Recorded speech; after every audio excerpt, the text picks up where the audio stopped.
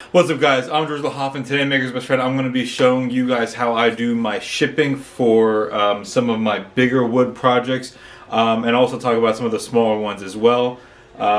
This is one that you guys have been asking for a while because I've been shipping for so long, and I've learned a lot of lessons from the start. I think in the beginning, when I just sell my cork dartboards, the whole shipping process probably costed me more than $100. With like materials and everything, and I had a way less of a profit. I think I even included free shipping in the beginning, which I lost a lot of money on. So I'm going to show you my shipping process and how it works with me. I sell most of my products on Etsy, and it's been working out pretty well. So hope this helps. Check it out.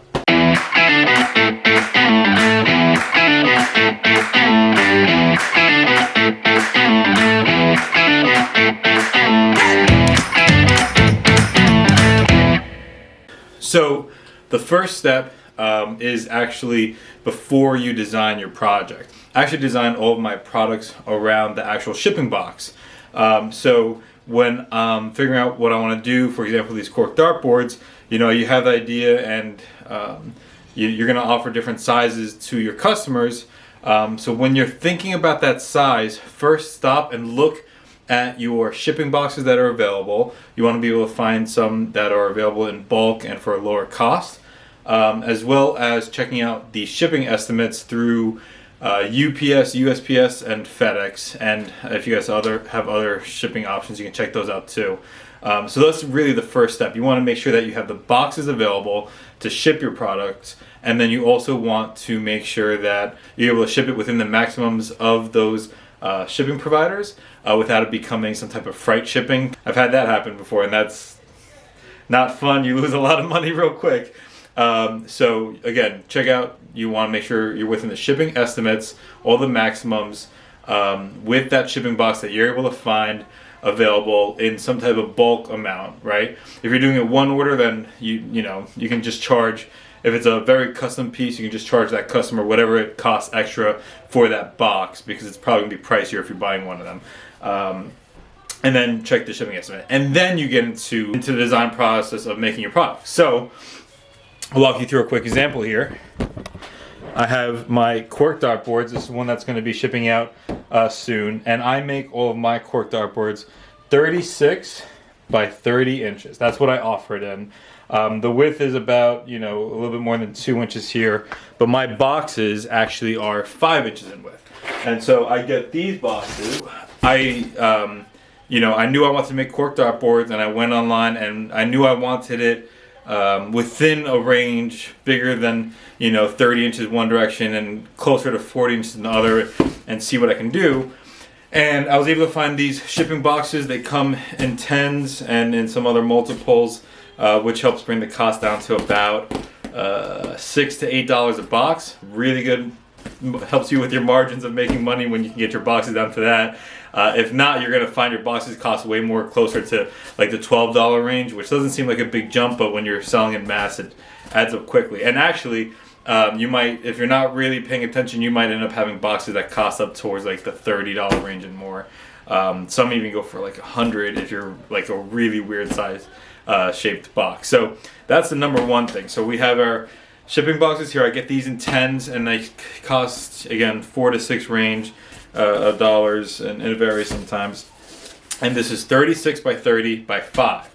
So it's pretty much the exact width and height of my dartboards. So I got to make sure that when I'm making them, I don't even go over that a little bit. I'll tend to stay slightly on the underside. And the width is plenty of room, and that allows for a lot of the safety with packaging, because we have extra width in these boxes. All right, so I'm going to show you some tips and tricks with how we actually do all the packaging, which is going to help out a lot. But before we get to that, if you're doing wood products like me, or anything, if you have paintings, I don't know, whatever your craft is, you want to be able to protect it.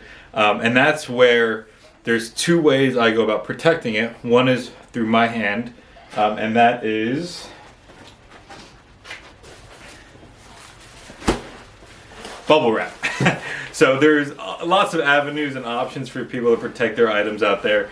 I have never gone wrong with I've never had many issues with using bubble wrap. You can get in really large quantities, and you can kind of use it sparingly while you're wrapping your products, but it helps in two different ways. One, it helps protecting your products while you're shipping them. Two, when your customer gets their product and they pull it out and they see it completely wrapped in something like this, they knew that you took care of it.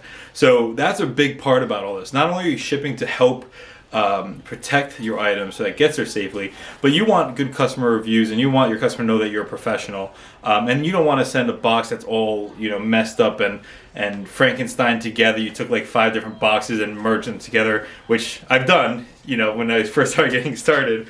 But once you have like a complete box that really fits your product and is really nicely wrapped, you put a nice thank you message with it, the delivery is a lot better and it'll probably get there safely.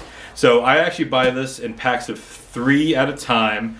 It helps, again, buying in bulk saves a lot of cost.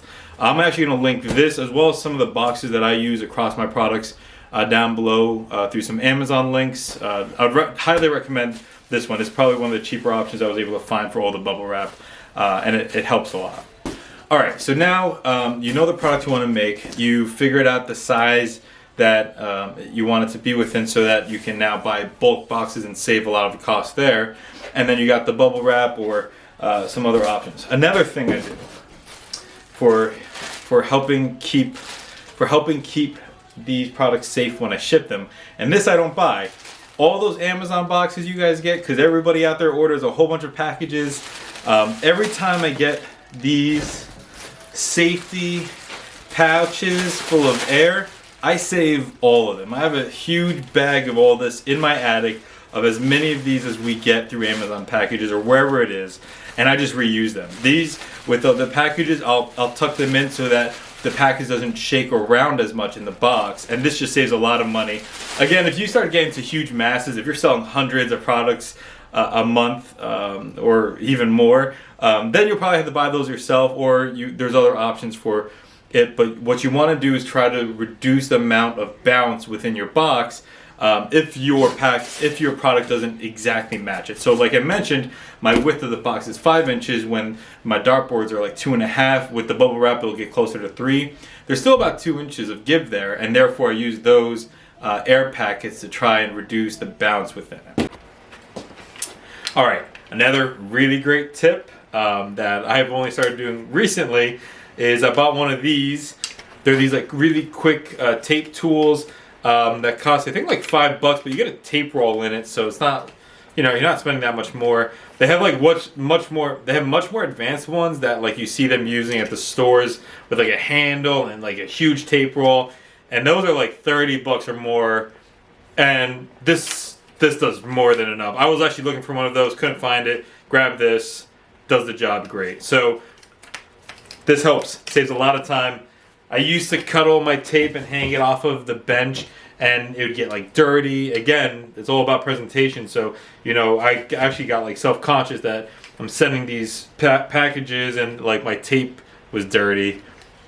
Probably not a big deal, but things I think about. So this is great. Here we go. So we're gonna, before we actually wrap up the product, I'm setting up the box so that it's ready to go.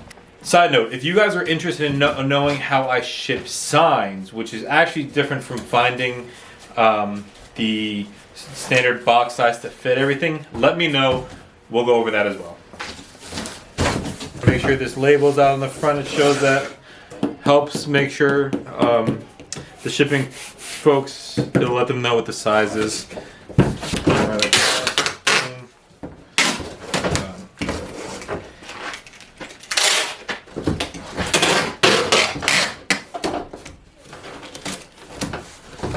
Okay, so another thing, I send accessories with my products a lot of the times. So I send accessories with the products a lot of times. I use Ziploc bags a lot. There's probably better options, but for example, for these dartboards, provide 6 darts with every order. And normally when you buy darts, you get different quantities. You have 12 to 24. Again, I try to buy these in bulk. So I buy my darts, different companies, different times. I won't go over that. I provide 6 I have a Ziploc bag. In the Ziploc bag, I have a thank you note for the order, as well as every person gets one of my stickers. This helps advertise their business, and you know, people can like stick it to their laptops. It's just another marketing technique, as well as 2 screws. Very important. I always provide my hanging hardware because think about if you ordered anything from Amazon or from anybody, right? Sorry, we're not too straight here. If you ordered anything from Amazon or anybody, they'll send you the hanging hardware, everything for you to get started. You don't want somebody to have to go out and get a screw. Not everybody has screws, I guess, laying around and stuff like that. And in my thank you note, I provide instructions for how to hang it, if they should be using studs based off the weight.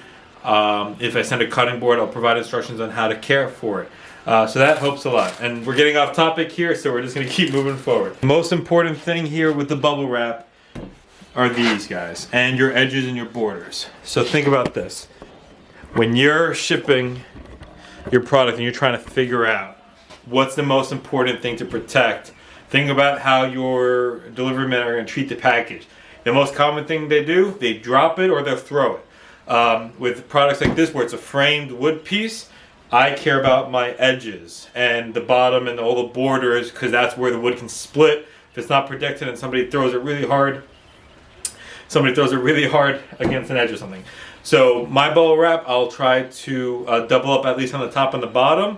And then as much as I can on the sides, it'll be protected. So you'll see that right now. So here we go.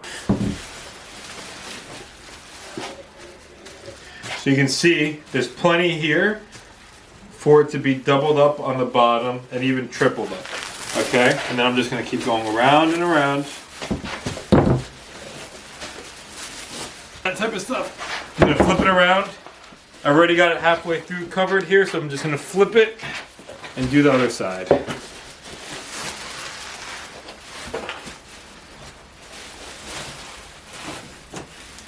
Okay. Last piece. Rip it off.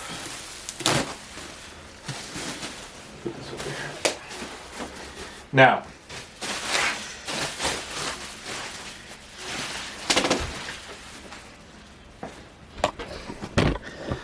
I don't really ever short on the tape. Maybe that's probably where I can actually reduce, save costs. But this is another one of those things where I think it helps a lot. One, it looks a lot more professional if it's all really nice and tight. 2, I don't want paper getting loose during the travel and everything. So, tape on bubble wrap, on wood, on boxes, it comes apart really easily if it's once around. On the boxes, I just do one, but I put several pieces. I'm not going to wrap that entire giant box with tape. That gets crazy. For this, I do. It's going to be wrapped around in 3 spots, 2 on the corners, once in the middle, and that keeps it really nice and really professional, really tight. Here we go. I'm going to tuck in the bubble wrap at the top. That gives it so many extra layers. So, okay, I'm going to tuck it. Okay, and for this part, I tuck it under like this so that it's touching the top. I don't need double layer on the back of this piece. It's not that's not needing as much protection. Okay, and then same thing here. You see this? I'm going to tuck this back part, double it. Now, you take your tape.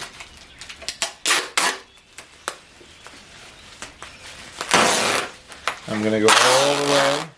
It's not too much wasted, but it's worth it. Same thing here, okay? Other side, we're gonna tuck a lot.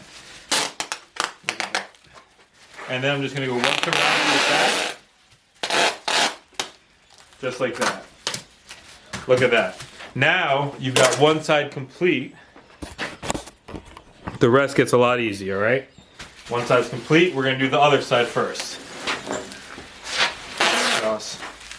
Again, you want to keep it on the border, against the flap, and close. All right. So again, now it's all kind of in place anyways. Done. Okay, check it out. Very protected, nice bubble wrap. Didn't cost too much money. If you remember what I had before, didn't use too much of that bubble wrap over there. And now this is good. Nice and safe to go. We're gonna put it in the box. It has the thank you card, so we don't have to think too much now. It's all together in one, all packaged up. Another thing, you know, if you put the thank you note on the outside of the bubble wrap, you could shake around the box, get all crumpled and stuff. Don't really want that to happen. So, taking the package, putting it in the box. Okay. Wow, look at that. Just to show you what I was talking about in the beginning here. So, fits perfectly. The width is exact, and because you have so much extra thickness in the box, it can actually sit a little bit diagonal in here and have some extra room. The top is literally flush. Look at that. Perfectly flush. Once you squeeze it over here, boom. Perfectly flush. But we're not closing it up just yet. Okay, so now you have this. Like I mentioned before, I keep all of this from Amazon. So what I do, I just take a few of them and I'll put them in where there's empty spaces. Try and prevent any shakeups during the delivery. You just want it to kind of be even across it all. Nice and protected. Look at that. Doesn't really wiggle around as much. And, you know, it's as good as you can get, right? Alright, so next, I'm going to close it up and I'm going to tape. Here's a tip. Because I've had to do this before. If you're doing something bigger than this box or bigger than an available box where you don't want to pay for a custom one because it gets expensive. I've sometimes, let's say this dartboard was 36 inches by, let's say it was 36 inches by like 50 inches or something like that. I'll take two of these boxes because they're already 36 in one direction. I would double them up in the 30-inch direction. And I would make it look as close to one box as possible. And I don't do that with tape. I actually use 3M spray, and I'll make each of the boxes, right, the same way I made this. Put one inside the other, have it extend to the 50 inches that I need in one direction. It's at the 36 for the other. I would use 3M spray, and then I would actually clamp it a lot of times. You can staple it, whatever you want to do, until that 3M dries, and then it's kind of real nice and tight as one complete box. For those orders, because you normally get a lot more money if sending something that big, I will normally use a whole tape roll, and I'll tape around the whole entire box in several different directions. Make sure that thing really stays nice and sturdy. Now, real quick, before we close this guy up, when we first started, and sorry, I just noticed we're not too even here. When we first started, I mentioned that there's two ways I protect the value of my products. One is through this, my hands with the material, putting the bubble wrap and everything I just showed you here. The second is insurance through your deliveries. Really, really important. It costs almost like nothing to protect your values up to a certain amount of package value, right?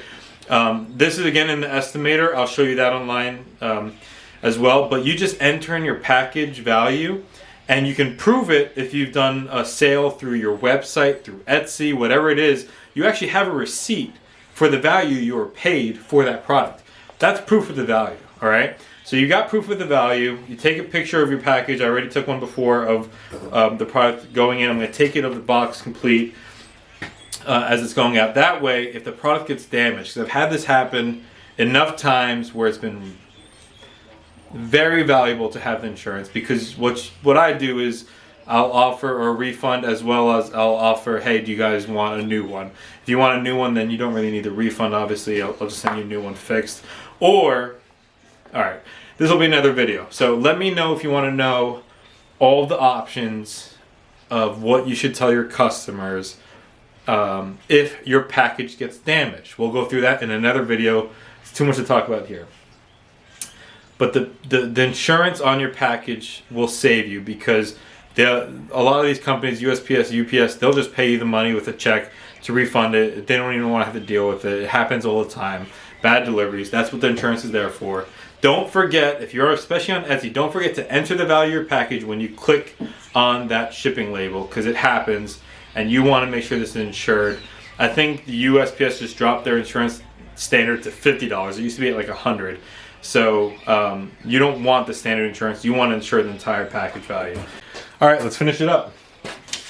You got your shipping label. I'm not going to show you because there's addresses and stuff on this and tracking information. Shipping label. Same tape trick. We're just going to put it right on. All done. Real quick. Don't be one of those people that goes to USPS or to UPS or any of those stores with several of your products all packaged up because you're killing it on Etsy and you're making money, and you tell them, I gotta ship these to all these addresses, I have all this list, and you go through each one and print it. Even with one, you're wasting your time, you're wasting their time, you're wasting the people's in line's time. It is a complete waste of time. It is so easy, and actually it's better for you to measure it out yourself, get yourself a scale, weigh it, right? So I guess that's one part I forgot to mention. I've made the products and I've weighed them before, so I know the weight of the dartboards, okay? If it's a smaller one, I get a food scale and I do it with that. So you got your size of the products, you got the weight. Print out the label yourself for all of them. It's cheaper through Etsy, or maybe use other sites or whatever, but normally it's a little bit cheaper doing it online. You get a little bit of discount back. And then one, it's on your online account or through Etsy or whatever it is, versus the receipt you have to keep, so you can track it a lot easier. Two, you can print it. It takes time to do all this, right? So I do it at home. I don't spend hours at the post office or whatever it might be. And three, you are more professional like this. You go there, you can have people, some of the services let you actually pick up from your house or from your shop or wherever you are. You just leave it outside and have them come pick it up. I normally just carry mine in, but it'd be nice if they can pick it up too. That saves some time too. So,